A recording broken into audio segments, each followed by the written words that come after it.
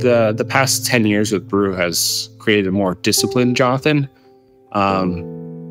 But it's also humbled me to the highest heavens, because every day I do remind myself that this is a very fortunate seat to be in. Yes, you and I have created this, but it's still an opportunity that I feel very fortunate to have. Hi, this is Maximilian Büsser, founder of MB&F. To me, watchmaking is art, with a capital A. It is a quest for beauty and humanity, where mechanical complexity meets ideas and design, constantly testing the limits of creativity. These kinetic sculptures are always much more than the sum of their parts. Every watch tells its own story of adventurers and dreamers, from the engineers and artists that conceive them, to the special individuals who own them. Some of those along the watchmaking journey are rebels and mavericks, and most share a little touch of madness. The MB&F tribe of collectors is full of such individuals. Many have amazing lives and stories to tell, and that is why I decided to start this podcast. Today, I'm very glad to welcome an MB&F tribe member and a fellow watch creator. That's pretty rare. The mastermind behind Brew Watches, Jonathan Ferrer.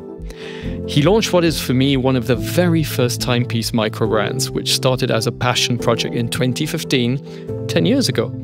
After graduating in industrial design at the New Jersey Institute of Technology, I love his work. I enjoy wearing his pieces. Welcome, Jonathan, to Tales from the Tribe. Thank you so much, Max. I'm honored to be here. It feels unreal, and the time has just been flying by. Yeah, those 10 years have been pretty intense for you, like for me. I've seen you grow, actually not from the beginning. I discovered you a few years ago, and it's been an amazing journey. So I'm really happy to have you with us today. Maybe we start with a few quick questions to settle in. As your brand is called Brew, we think of it as the espresso shot round. So aside from a watch, what object do you most treasure? That's a great question. You know, for people like you and I, we create products all the time. So to talk about what is the product that we treasure the most, right now, I would say it's my motorcycle. I got this motorcycle, and we'll come back to this later as well. It's a Ducati tribute bike, and it's one of those old school classic cafe racers. And what's beautiful about it is its entire shape. It's got this big open fairing shell that comes towards you as the rider. So it encompasses the rider. It kind of just ergonomically has you slip into it, fit into it. And I love it. Sure, you can ride and enjoy it, feel the rumble. But as a piece of artwork, I love this motorcycle so much. I actually had it propped in my office for a long period of time, just so when I was working, on my desktop, I could look over to my side and just look at this motorcycle, because it made me that happy. It's bright red Ducati. Fantastic. What era is it inspired from? It's technically a 2001. It's called the MH900E. It stands for Michael Halewood. And he was a motorcycle racer from the early 80s. And he would do these races, the Isle of Man, which is one of the fastest races in the world. The craziest races. Exactly, you know it. And so he was one of the winners that Ducati looked back on and said, how can we create a tribute bike to his winning bike in a more modernized version? So they used modern tech, and they created essentially the shell around that original design on his motorcycle. And they, speaking of watch folks, we're always about the limited editions. They need 2,000, and each one had its own little serial number on the gas tank on the top. And I saw this at an auction, and I saw this was 008 out of 2,000. I was like, oh, how cool is that? And the story was, it was one of the first to arrive in the United States when they had the orders. So I said, oh man, if I could actually have this, it'd be incredible. It was on an auction, and I was bidding. The bidding ended, and I thought I had won it, and it said reserve not met. And then afterwards, it's at the end of the day, it's an object. It's not a big deal. But I called the guy, made a deal afterwards, and lo and behold, it went from a museum to my office. Love it. Your watches seem to be pretty much inspired by the 60s and 70s. But before we talk about your watches, is there any period of history which you would like to experience or go back to? Yeah, that's a great question. If I had to close my eyes and imagine a peaceful, exciting, beautiful time period to land myself into, I guess it would be the 60s. And I can only assume from reading and watching documentaries and movies and talking to folks. So this is more post-World War in the States, where families had new stable jobs, new income. They were trying to get up and going in a positive rate. And so because of this new established, let's just say, societal norms, people were making prideful purchases such as their homes, their cars, televisions, traveling, road trips. And so when I look back on what I would assume that would feel like, it seems like a very positive period in time, as well as even manufacturing. So there's this whole industrialization that was happening in the States, everything from making light bulbs to televisions and cars and car components. The factories were up and coming and being utilized more than ever before. It seems like such a positive time period to land in. I agree. And if we remember well, late 60s, early 70s is a design revolution where suddenly we break free from the mold, we break free from everything which is deemed practical, and we go all a little nuts. I say we. I wasn't. I was just born. But it's really an era I love in everything which is design wise. So I get that. How would you like to be remembered? Right now, I'm known as the nice guy, and I'm sure, Max, you get that all the time, right? You want your product to live on a pedestal, but sometimes they put you right next to it as the nice guy. While that's fantastic, without ever naming names, we know certain watch brands where maybe the owner's not so nice, and you almost see that reflect to the product, which is strange, but it's true because we definitely correlate ourselves and our products together, especially when we do this authentic marketing. I would definitely want to be remembered as somebody that's taken great risk, because a lot of the time what you and I do, I could assume, it makes everything look wonderful and complete and polished, but they don't see the risks. Yes, we show the easy looking parts.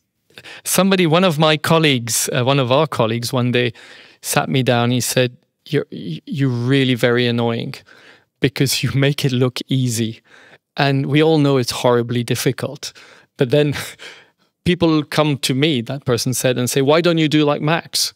It's like, it's incredibly difficult. It is very difficult. But folks like yourself, you don't complain because that's wasted time and you can't hone on it. The only thing you can hone on is the future, planning, and essentially just getting it done. So I'm not here to write a book one day, but it would be nice to maybe later down the road acknowledge all the challenges and tribulations and successes and failures along the way. I don't think I'm one to share at this time because even though this is 10 years with Brew, this is still just the very, very beginning of a much longer journey.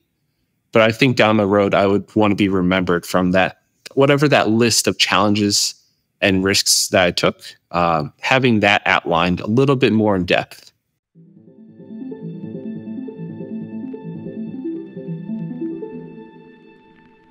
So your company is called Brew, and we're now going to jump into the company. I read somewhere that you had the epiphany to start it while watching a barista at work. Now, is that myth or is that actual reality? That's a good question, Max. How many times have we heard these startup stories, but they're reverse engineered to give people what they want to hear? Exactly. This was very true. I always loved watches.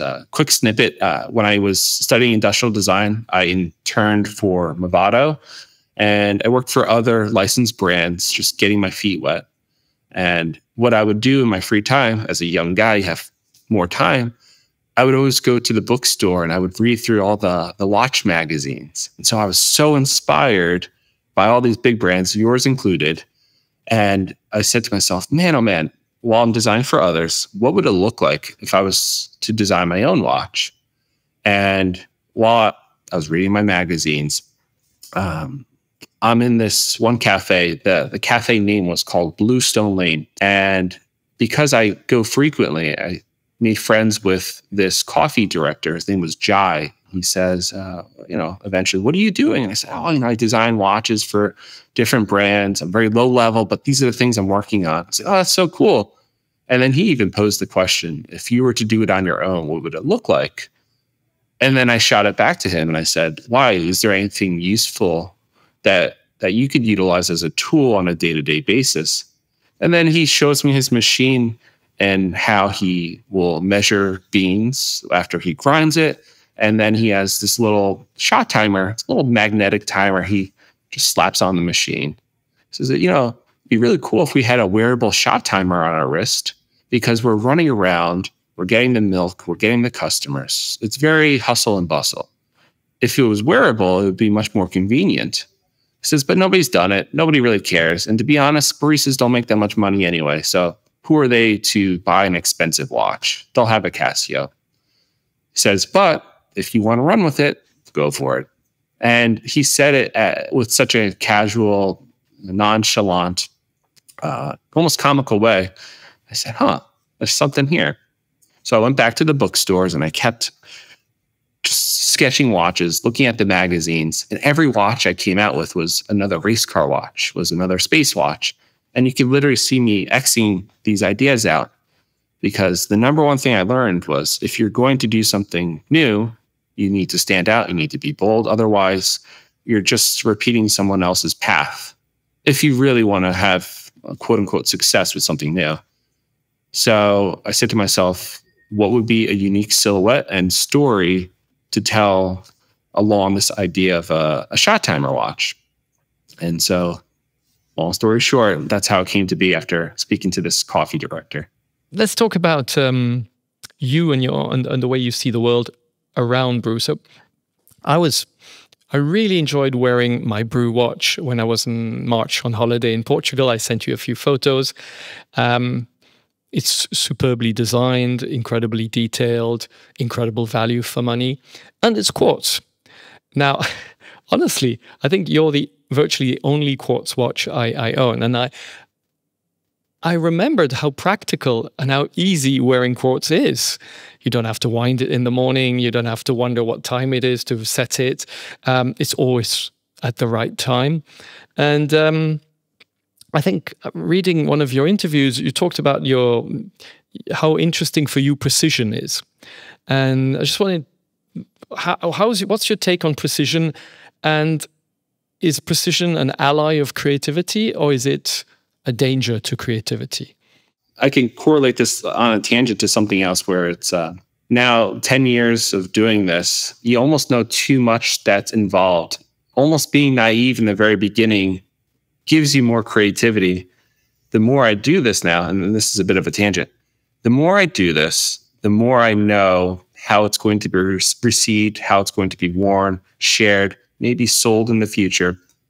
So it's almost like I know too many variables where the object that's being created is being created in a smart way.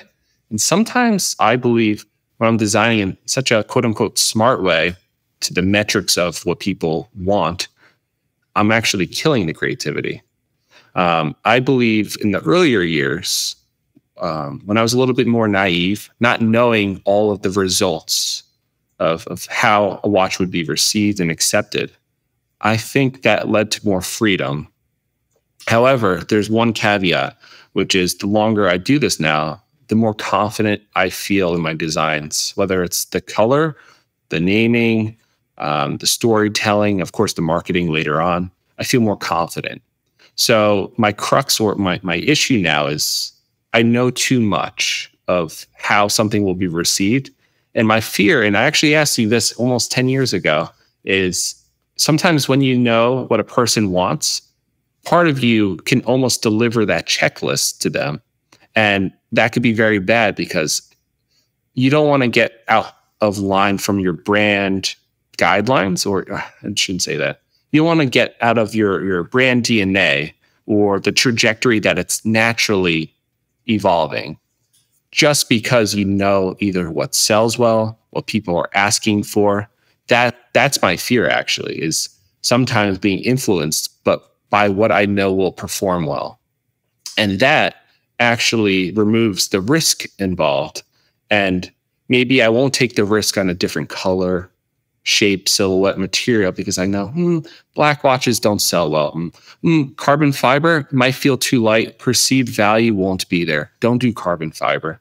So all these preconceived notions, as they say, they actually dilute that risk taking. So we'll jump into like the creative process. I try very hard to remove myself from what people are asking for. And I try very hard to be so intuitive with my gut visceral feeling when I hit the design boards. Look, I mean, this is great. I remember, you make me remember that in 2018, Michael Tay, who is the owner of the Hourglass, and a good friend and has been my retail partner for decades, sat me down and told me, "You're becoming predictable." When I didn't have the feeling at all, and I was incredibly offended, especially as we were firing on all cylinders and being super creative. He said, "Yeah, but there's a pattern. There's a pattern now to what you do." And it hurt, but I have to thank him so much, because from that will come out the Flying T, which nobody wanted, expected, and needs. Of course, the MAD edition, the courage to do that. SP1, which is coming out in May. I don't know when this is going to air, so which is a completely different project, and many, many, many other products where I realize I'm going back to that terrified moment, that moment when I created HM1, when I created HM4, when I created Legacy 1, etc. When we worked on the Perpetual with Stephen McDonnell, all of the HM5, which was such an ordeal to come out with. All these pieces have something in common, is that I thought nobody was going to buy them. And therefore, those are the pieces, not only which are the most pure in creativity, but they're also those I'm most proud of. So what are the best conditions for you to create? What do you appreciate? Do you create in talking with people? Do you create all alone? Do you have some gimmicks, things which help you create? I'll do two ways, two methods that typically work for me. I can either, I'm a computer designing guy. I go from sketch to computer very quickly. One of my greatest talents is that I can manipulate and design on a computer super fast, whether it's 2D or 3D. So I'll either jump with ideas there, or I will go straight to my notebook. And the way I like to design is with words. I like to write down certain things that inspire me at the time, whether it's vehicles, furniture, places, people, sizes, components, you name it. And I will create lists of words, summarize these words gradually through my notepad, and that will sometimes be my playbook to go back to the computer and start designing again. And those notes are essentially my guides and strategy to hit the drawing board. You know, it's a little bit different from your napkin drawing, but I find words for me evoke emotions, and emotions make me think about experiences and how it'll be worn, how it'll be perceived, and all these different aspects that eventually translate to forms and colors, you know. So what percentage of designs you've done actually have become reality? That's a good question. 5%, 50%, 95%? 30%. And that's high. So much gets either shelved. If it gets sampled, it goes on the shelf. Or there's just tons of files that have been created and never see the light of day. Down to the technical drawings. So the only step further after the technical drawings, of course, is, you know, you're either CNCing or you're creating the tooling to go forward in a production. But sometimes maybe I know or assume I know what the outcome will be. The results might not be what I expect, and I kill it. I was lucky one time. It's one model. It's called the Metric Retro Dial. I said, it's too much color. Nobody's going to buy this watch. Nobody's going to wear this watch. And my assumption was people were not brave enough to wear a little bit more color at the time. And I made a sample, was not going to launch it at all. And I put it on display at a gallery showing I was just having in the city. It was different images and watches of brews, the history of brew over the course of a few years. And I had that watch there, and people started taking photos of it and sharing it online. And the one thing that killed me was, oh my God, people are going to see my creation that I've worked so hard on for such a long period of time, and they were going to see it through a terrible cell phone image. It's like that's my work that I have so much pride. Whether or not I launched it into the market, I didn't want people's first impression to be a terrible cell phone image. So I worked very quickly. I got the renderings, the images, the photos. I built it up because it rubbed me the wrong way. I said, you know what? I'm going to launch this. And prepared it, and I launched it. Long story short, it was my greatest selling watch at the time, and continued to grow. And the idea is sometimes I assume something will do either great or it's going to be a failure. But man, that just, I had no idea that I had a little bit of a miracle in that product that was just going to be shelved. So sometimes there's surprises, you know? And is there any product you haven't had the courage to launch, which you really like, but you think, oh, nobody's going to buy it? Yeah, I've definitely created some. They were either too large for the wrist, too colorful, too many layers. And my fear was too many layers might come off looking cheap. I didn't, not to name names, but I didn't want it to look like an affordable fashion watch. Even if it's affordable, I don't want the perception to be this is just a cheap throwaway watch. And so sometimes I put so much into this little timepiece where it's like microarchitecture, right? Especially when you blow it up on your screen, there's so much happening. I've had really complex watches that I've just killed because, unfortunately, what I see and what I know is people sometimes they gravitate towards more minimalistic, visually digestible designs that are acceptable.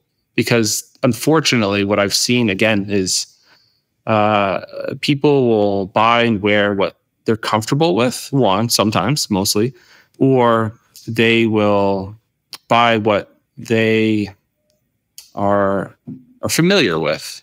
And so if you have a design that's too alienating, from my experience, people will shy away from making the purchase, especially at this price point, which is very different for you. I see you smiling. You do realize who you're talking to. I know, I'm saying this and I'm thinking. I am grinning from one side. I mean, we are the absolute most polarizing watch brand ever. And it's the other way around. I'm listening to it, I'm like, we think, when I actually now, over the last couple of years, when I come up with an idea, I have to defend it towards my team. Well, before I was all alone and did whatever I wanted. Now, and it's also very important because now it's bringing the next generation to take ownership of the company. And so now I've got this process and I defend my ideas to my team. And my team, the only times they kick me out of the room is if they think it's not crazy enough. Really? They think it's not polarizing enough. It's not dangerous enough. And I'm so proud of them because that's what last year we crafted 396 watches and I think you crafted 15,000. Arguably not the same price, but yes. So it's interesting where we come, both of us, from. And I think we at MB&F, we're a little light at the end of the tunnel for most creators that, yes, you can go crazy. Yes, you can do stuff which terrifies you. You'll probably be amazed that the results are pretty much better than what you imagined originally. And I find that so refreshing because I think the majority of watch brands are playing to a tune that they assume people are looking for. They're chasing the next trend, but you're really not. Really not. No, that's the word trend is not part of our vocabulary.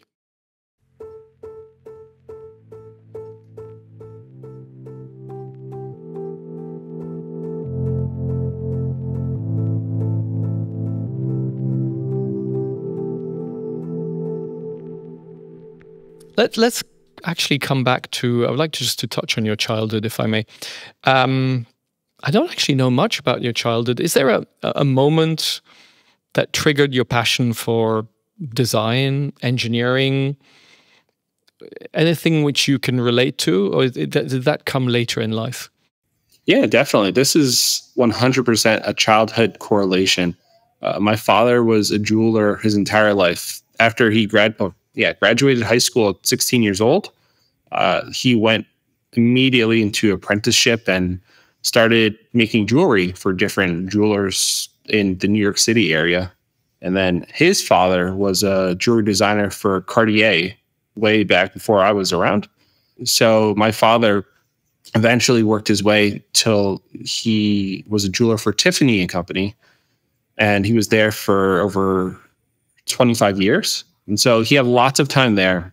And during that, when I was young, he had a shop in the house where he would do more, let's say, private clients work, and everything from wax carvings to setting stones. That was something that he loved and enjoyed, and he shared with me. And as kids, I have an older brother. He had 2 benches, and he would go upstairs with my mom, have dinner, but me and my brother would sit in his shop, and we would play with his tools, these jeweler Dremels, and he would have those, whether they were real stones or fake stones, I'm not even sure. He would have all these little stones in his pull-out wooden cupboard. And he would have all these files and pliers and, of course, these wax blocks.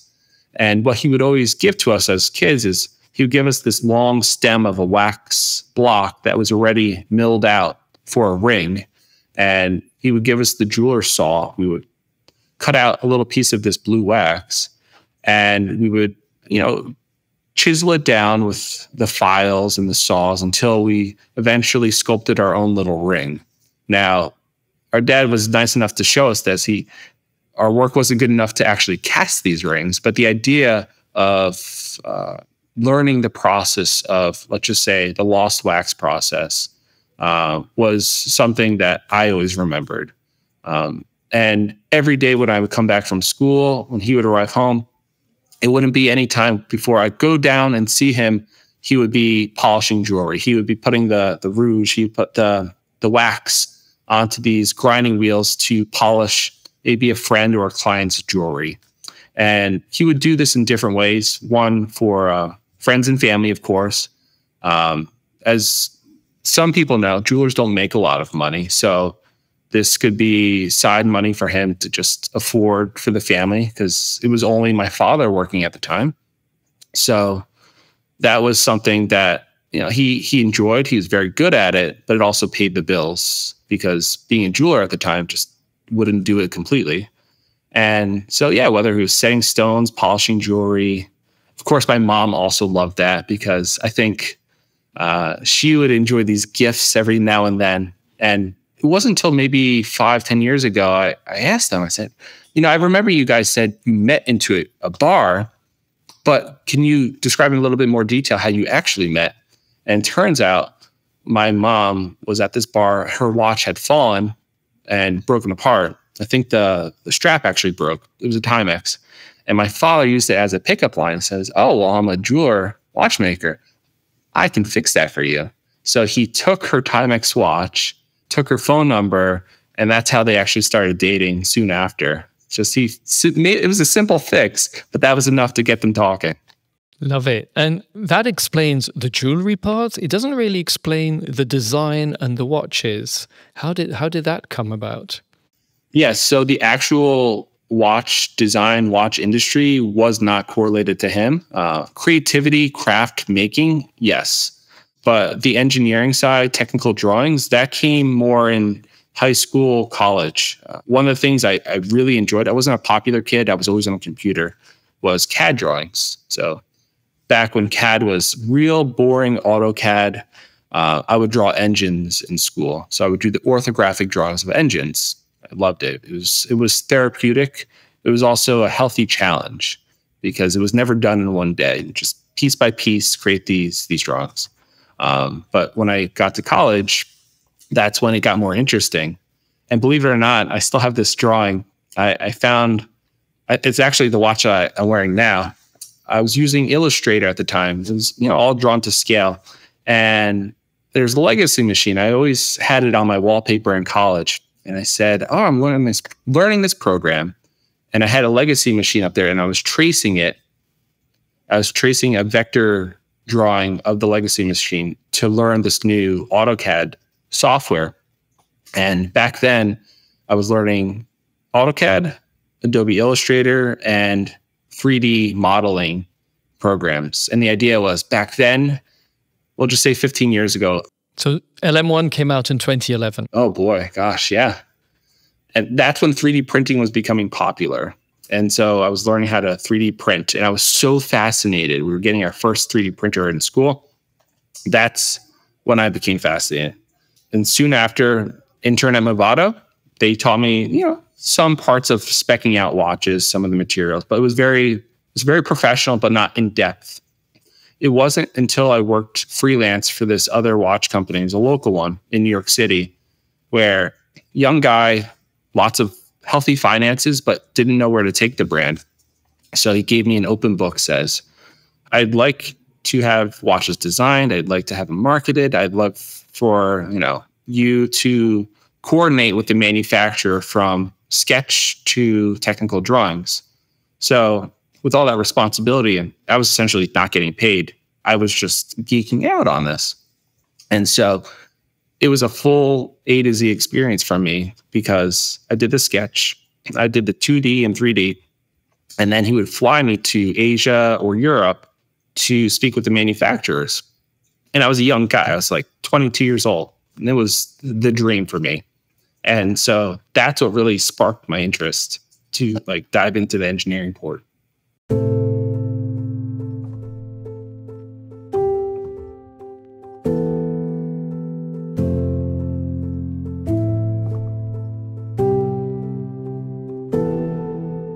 You launched the brand in 2015. Now it's 10 years old.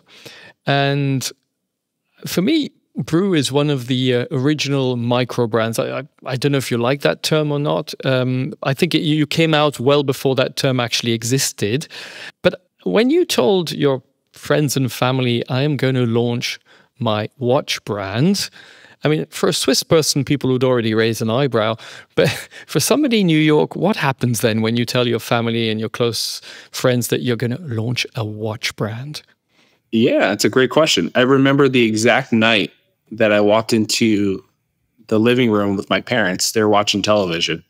And I said, there's all these brands out there launching on Kickstarter and they're having great success, but they're awful brands. They have no experience. The support is awful. They're overpromising, not delivering.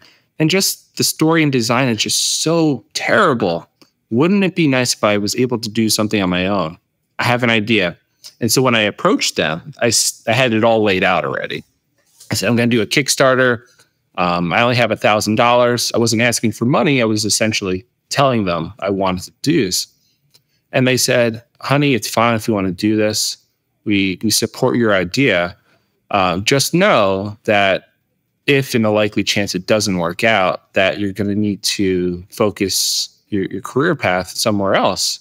I said, no, absolutely. I said, I'll just work for Fossil Group if this doesn't work. I just want to do this. And the idea wasn't to create a business. It was to create almost like an expression, like art piece. For me, the watch was just an art piece and an exercise. I wanted to create an object and go through the ropes for myself in terms of concept, storytelling, engineering, prototype, manufacturing, production. And it wasn't real unless I had a physical person to have a actionable cause to purchase. The purchase wasn't that I needed the money. It was just to have the validation that this was a real validated product. And for me, I just was so tired of either companies taking too long that I was working for prior, or they weren't launching viable, exciting products. And, to each their own, that was fine. I wanted to express my own fingerprint on an object, which happened to be a watch because I had experience for those previous years. And I loved the watches. I just thought it was this microarchitecture that has infinite possibilities. Even though we've had history of attacking this from every facet, it's still never complete. Everyone can always put their DNA on it. And so this idea that I would run my own campaign and start from my little $1,000, make a couple samples, to something much more was just a personal challenge and a personal expression. And now, 10 years down the road, you sell 15,000 watches a year. So was that in your goals, in your dreams? Was that something you were solving for? Or are you just like absolutely amazed that you are where you are? I wanted to just create one design and then kind of almost literally throw in the towel and say, I did it, great, let me go corporate. However, after I created that, I felt this social responsibility to have an iteration 2.0. One for myself, but people also, when they enjoy your product, they say, oh, that's fantastic. I can't wait to see what's next. I never imagined a 2.0 of anything. Certainly not a business person. My upbringing is just design, create, make a fantastic experience for someone. But I never intended for this to be a business. And I think that was the greatest asset, is because the way I looked at this was from a complete designer creative perspective. The business portion was just to sustain designing, creating, and sharing. The business was just the fuel to keep that going. Of course, I even remember speaking to you. We were speaking about marketing and always staying authentic and true. And I said, how do you do it? And you told me, you always stay true to your soul and your design, your DNA. And you actually posed a question back towards me. This is a long time back. And the question you asked me was, Jonathan, you're doing great. Maybe you sell 100 watches. You can write them all a letter. That's fantastic. And it was funny because I was selling maybe 100 watches a year. You said, Jonathan, what happens when you sell tens of thousands of watches? Are you going to write them all letters? How do you keep that community involved and happy and content to take the journey long-term with you? How do you sustain that? And that was a question that you posed and stayed in the back of my mind for a long period of time. I'm still working at it today. There's solutions, but it was fantastic that you were thinking about it from years back and you posed the question, and now I'm in that hot seat. I think it also comes down to I never wanted my company to grow. When I started off, my ultimate goal was to do 200 to 300 watches a year. Again, they're a much higher price point, and maybe be 15 people in the team maximum. And when we hit that in 2013, which was the year my first daughter was born, I stopped the growth of the company for 7 years, 8 years, until 2021, when suddenly thousands of people started saying, how can I buy one of your watches? And then we increased just a little bit. But I've found often that younger entrepreneurs, when they create their brands or their companies, they don't have a defined goal of where they're going. And I say that because if my goal had been to do 5,000 watches a year and not 300, every single decision I took at the beginning was wrong. Creatively, humanly, financially, team-wise, everything I did would not have worked out. So I chose because I knew I wanted to remain small. I think that's what I try to ask budding entrepreneurs, and most of them look at me dumbfounded going, well, I don't know. If it's a success, we'll grow, and if it's not, we won't. And I'm like, well, it doesn't really work that way. Over these 10 years, what have been the tough moments for you? What have been the moments where you actually reflected and thought, I probably shouldn't have done this or not that way? I would say just as important as we're designing and selling watches, it's very experience driven. So what I mean by that is how people order and receive their product. And my philosophy is to always, under promise and over deliver. Very simple philosophy.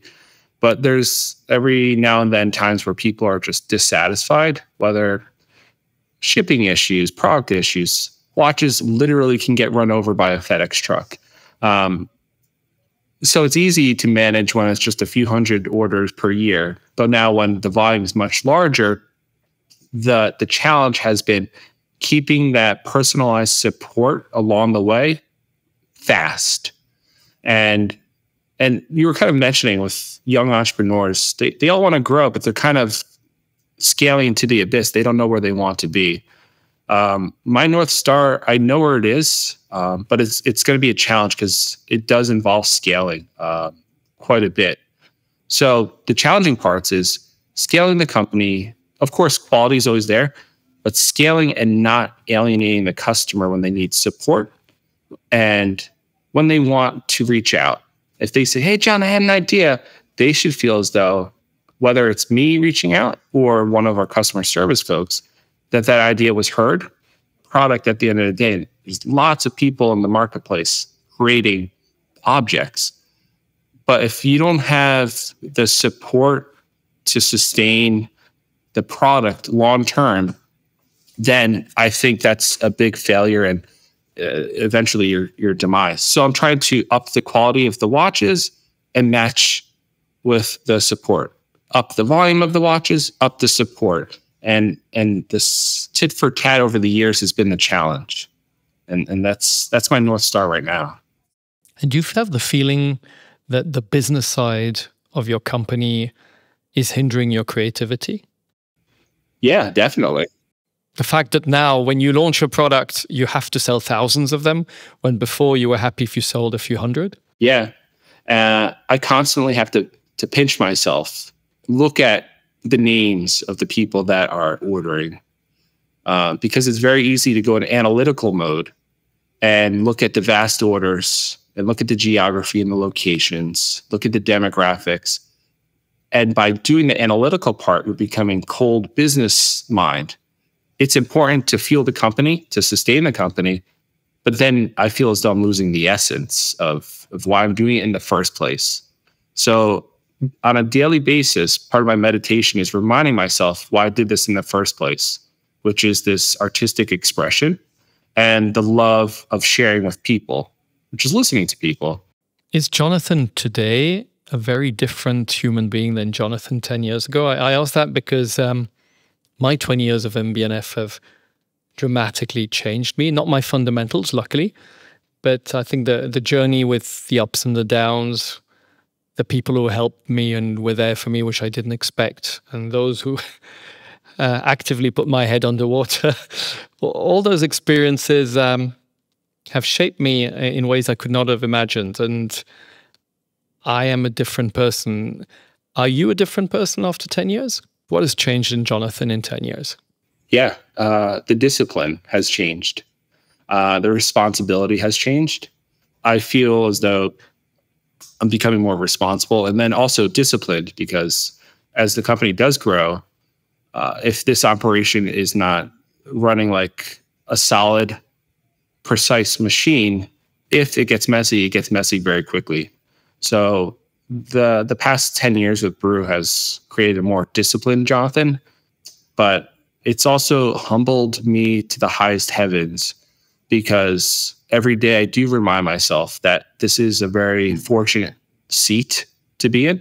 Yes, you and I have created this platform, but it's still an opportunity that I feel very fortunate to have. And even on the hardest, most challenging days, you still have to smile at the end and say how lucky I am to be here and have this experience, because life flies by quickly. And I rather have an exhausting, strenuous life that I planned, that I navigated, and I had a lot to say. So I am just really, really thankful for these 10 years, more than in the beginning when I was a young buck, just, creating and making and sharing. One of the things also which I'm very impressed with, a discipline that you have, is that you've managed to keep for 10 years, success notwithstanding, a very affordable price point and a great value for money. Now, there are not many watch brands, watch creators who resist the temptation to go higher up into more expensive pieces, more luxury pieces, ego-driven pieces. How do you manage that? How do you stay at that amazingly great value for money point? Very difficult, because although the prices aren't going up, well, I'll be honest, even the cost of producing these, it doesn't get any better. It's not like we're making millions. It's, we're still very small in the grand scheme. So realistically, the costs of doing business goes up every year, but the watch prices stay the same. It's part of my mission of why I actually started Brew. One of the little snippets I didn't mention is I wanted to create a watch that I also could afford at the time. And I remember walking into a watch boutique, and I was going to buy my father a gift for Father's Day. And he said, all right, walks me around. Is there anything you're looking for in particular? I said, no, I'm just looking to get my father a nice gift. He says, oh, what's your budget? $500. He goes, son, he puts his hand on my shoulder. He goes, maybe you get your father like a cheap suit. And I was like, oh, it killed me. It killed me. He literally said, look around if there's anything I can help you with. But, he kind of let me on my way, just dismissing me. I said, oh, shoot. That for me was a missing mark. I said, well, there's nothing really at $500 I could buy here. And it was a retail that had all the brands. I said, if I could create something that was fun and attainable, well, that version of Jonathan will never have to feel like that. And so till this day, that's kind of part of Brew, is this attainability, but over exceeding expectations with, the design, the storytelling, the packaging, of course, the support, because there are not many people or brands out there that can deliver all of this as such an attainable package.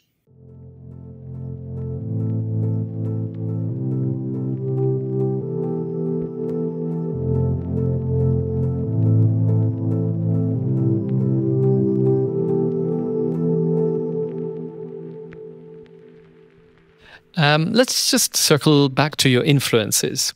When I look at your designs, they seem to be inspired by the late 60s, early 70s. Is that right? And why, if I may ask? Yeah, no, absolutely. So it is like early 60s and 70s. When I was in school, we would always take, let's just say, field trips to New York City. We would go to MoMA. We would look at the industrial design section, and we would look at the Dieter Rams of the world, the designers of the world that would produce the furniture design. And it was typically through those trips that I became excited about color and furniture and architecture along the way. And reflecting back into the current products, I say, why don't people make it like that anymore? It was just like a very naive young person thought. Well, I'm saying, why has everything become such a sterile plate of a design? Is it the cost of manufacturing? No, the cost is just the same for tooling and making. So why do we make such sterile products? I say, what was the most fun that we had when we made products? You look at, the packaging of cigarette cases and lighters, and just the packaging of action figures from the 80s.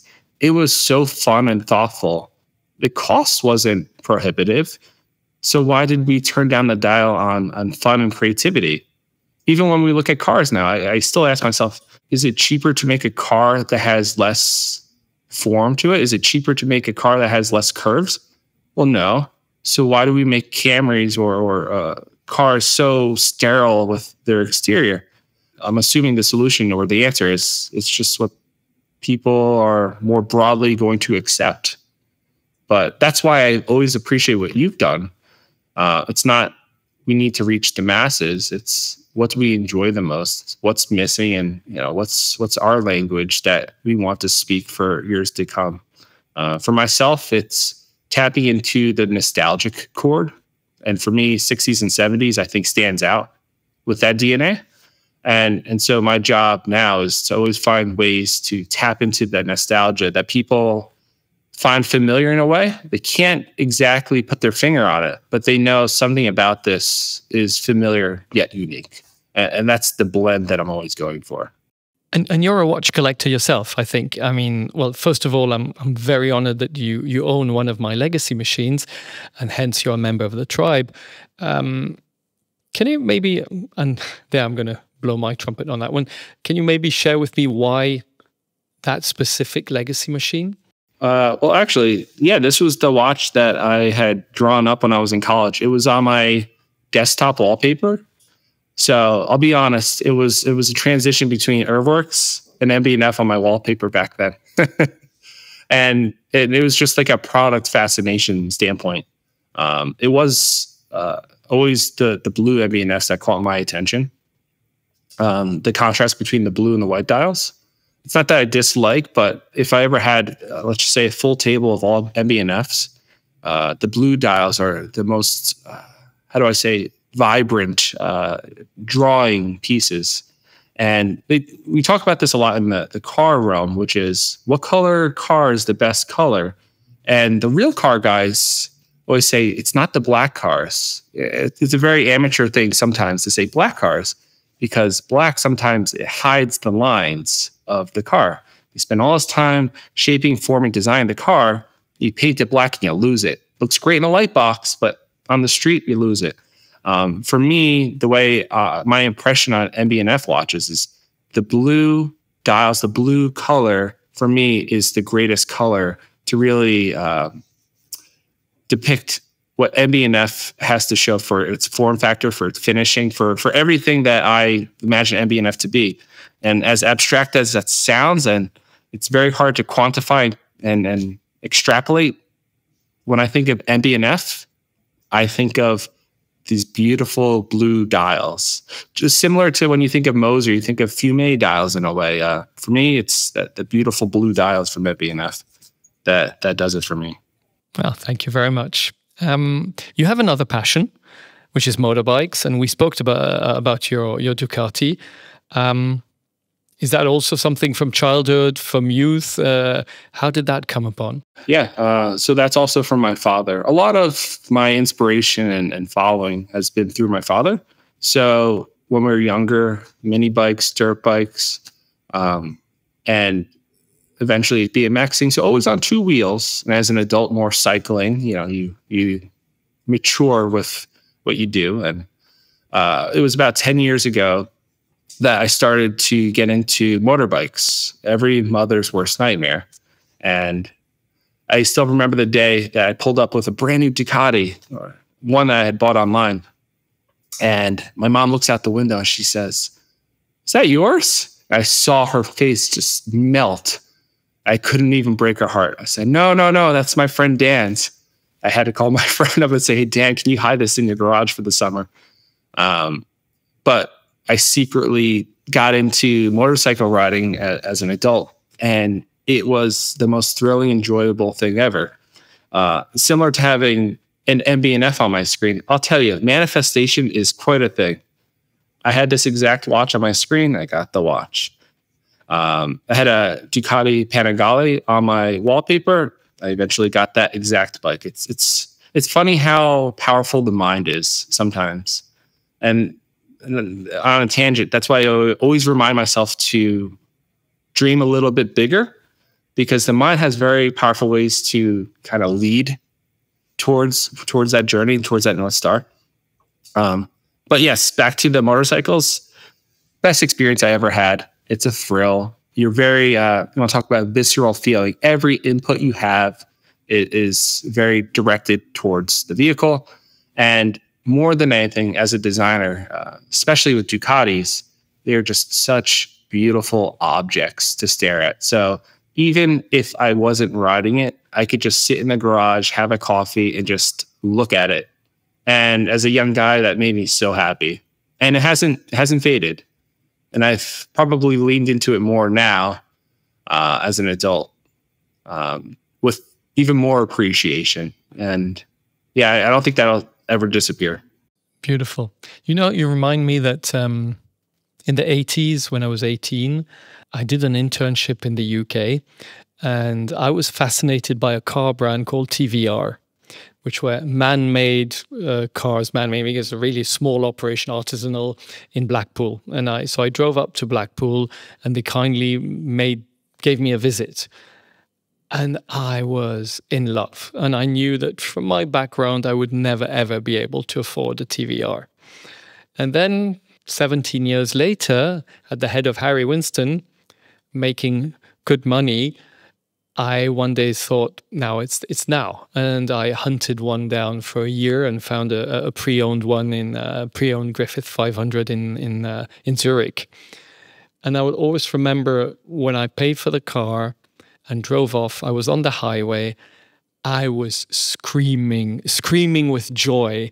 It was as much gratitude, happiness, the dream which was not supposed to be fulfilled that you can get. So when I hear you talking about those screensavers, I so relate to that. I think people say you shouldn't achieve your dreams. In some cases, I do actually agree, but there's some which are really, really nice to be able to achieve. Jonathan, I think that concludes today's Tales from the Tribe. Thank you. Thank you so much for joining us. Thank you to all the people listening in. We hope you've enjoyed our conversation and that you had a glimpse at Jonathan's journey.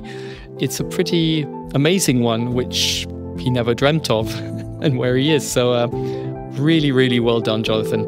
We'll soon be back for a conversation with another of our tribe members. If you enjoyed today's episode, remember to subscribe to our podcast so as not to miss our next conversations. Stay curious, keep exploring, and cherish your madness.